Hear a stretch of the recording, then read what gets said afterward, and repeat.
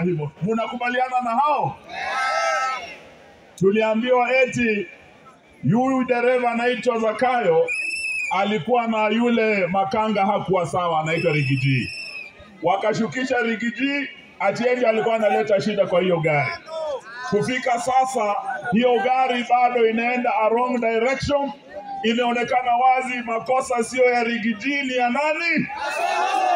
Ni ya nani? Aende asiende. So leo tumekuja Eastern.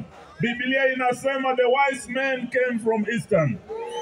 We have come here because from the East there is a wise man hapa. Tumekuja tuwaombe ninyi watu wa Machakos. Jana tumeomba kule Kitui. Wametupa wise man anaitwa Stephen Kalonzo Musyoka. Mnakubali tuende na yeye? Tuende tuunde serikali? What has gone wrong? Inafanya nchi ende the wrong direction. Ni uongozi mbaya. Ni sababu kuna ufisadi mwingi. Mambo yalitoka bottom yakaenda wapi? Gharama ya maisha imetoka bottom imeenda wapi? Nauli na mafuta imetoka bottom imeenda wapi? School fees imeenda wapi? Leo tunasema haya kufanyika, Ruto must go. Hii housing levy ameleta, tunataka tutupilie mbali. Mwenyewe amesema juzi ati ana tax ninyi housing levy, lakini amepata pesa nyingi kutoka kwenu watu wa payslip. Na sasa hizo pesa hajengei nyumba, ameanza kujenga soko.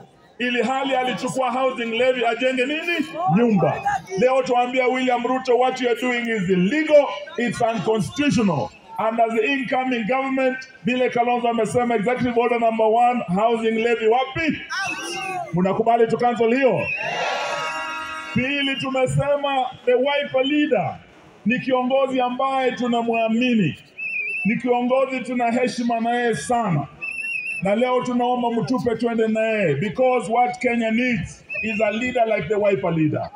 Mukitupa huyu Kalonzo, we are going to wipe away the tears ya all widows and orphans ambao watoto wao Gen Z waliwawa na huyu.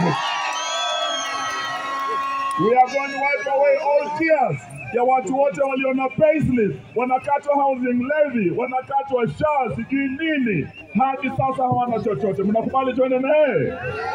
Hiyo ndio sababu tumekuja hapa siku ya leo. Western sisi tumekubaliana. Vile tulishikana hapo zamani kwa Malo ya Kibaki na huyu Kalonzo tukaona serikali ya NAK. Mkiona huyu Rigiji kutoka mlima huko, mjue ya kwamba tumeanza hiyo safari. Mkiona Malo nikitoka Western wamenituma hapa tushikane na Kalonzo tuunde hiyo serikali. Mnakubali tuende tuinde pamoja? Tutembee pamoja?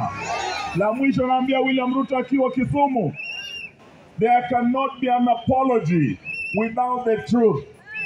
And there cannot be an apology without justice.